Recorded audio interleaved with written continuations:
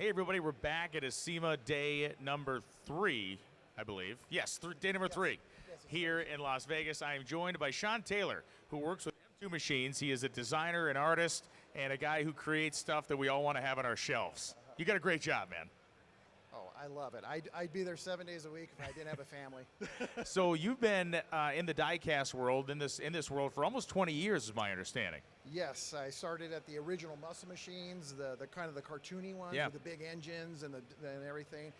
Moved and started at M2 Machines 15 years ago with everybody, and I'm just having fun.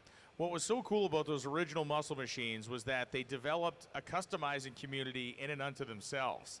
It was an amazing thing to watch after those things were out for a while. Guys were basically kit bashing them together to make their own kind of personalized models. Oh yeah, and it continues today. Like our cars, they're not riveted together. You could take a Phillips screwdriver, undo it, do simple thing as a wheel swap. Or some of these guys, they'll get it, take the paint off, do graphics, do custom work. They'll get the jeweler's tools, cut it, build it. I mean, like real car stuff. So it's great. And I'm interested in your take on that. As a designer, right, you obviously are putting forth a product that you've put some heart, soul, and thought into. Do you love that aspect of it? Or do you go, hey, man, what are you doing to my stuff? Oh, no. We're dealing with somebody's hobby. If we could get them away from real life stuff for just a couple minutes. You know, I mean, we've heard stories of people going through heartaches and different things, and they tell us that their cars, it gets them away for a few minutes of time and stuff. And by all means, do what you want, have fun. I mean, that's as long as you paid for it. Right, right, exactly. But seriously, have fun with these. I mean, it's just like what we see here at the show.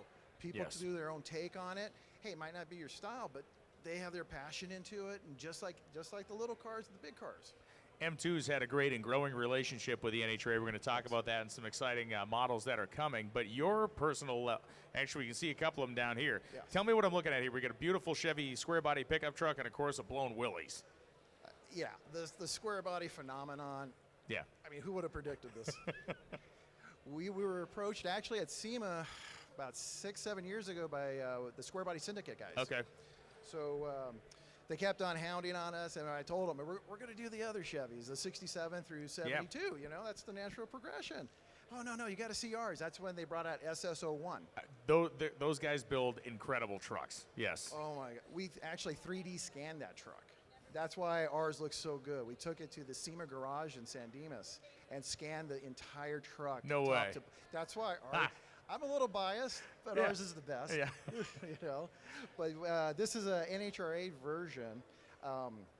It's kind of a kind of a little mix together. Yeah. I was fortunate enough to go down to the NHRA and look through the archives. Oh yeah. Oh my Incredible, God. right? I could spend a month there. It's La La Land. And I did find a square body there. And then also in my research, I found an old Palmer plastic kit that had similar graphics. So I kind of combined them and made our own thing and stuff. And, it has that feel, that nostalgia feel. It's perfect. And then, I mean, a Willys. Right. I mean, come on. With a straight axle and a little Hillborn scoop on the top of it. I mean, that is as classic as it comes in the sport of drag racing. And to me, what I think is so great about you, Sean, in that your passion for drag racing isn't because somebody said, hey, man, we need you to design some drag racing stuff. Yeah. You've been in this sport in your heart for your whole life. Yes. Your own personal car showed up as the McEwen family station wagon in the Snake and Mongoose movie. Oh, yes. You've designed the nostalgic T-shirts, working with Goose, everything back in the day. So this is not new for you. Oh no. How can I expect somebody to pay a good amount of money to collect these if I wouldn't want to buy them myself? Yeah. Like that gasser, pie crust drag slicks in the back. Yep. Yeah, they're hard to see, but they're there. And I mean, it's just stuff like that. It is. I want to like just the little details. Yes. Just get it right. So the scale of these is 1/64th? Yes. Okay. 1/64. So these are, let's call this a preview of coming attractions. Yes. We have this absolutely beautiful CUDA here, complete with a Hemi and a shaker scoop. Talk to me about this project, because this is gorgeous, and when will folks be able to get their hands on these pieces? I believe this is coming out February of 23 and stuff, and we'll have schedules and everything on our website. Just watch our social medias, the Facebook, the Instagram, all that stuff, the website.